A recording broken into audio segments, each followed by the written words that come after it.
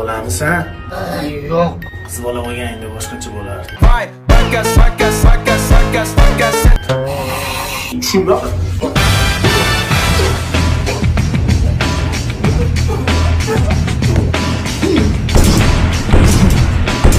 Vay, saka. Vay, saka.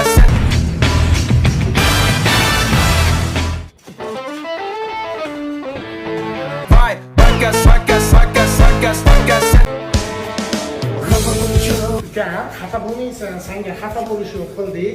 Aktyorimizdan qo'rqib ketmagan bo'lsang kerak. Ukam, sen jinnimisan? Senga xafa bo'lishni qildik.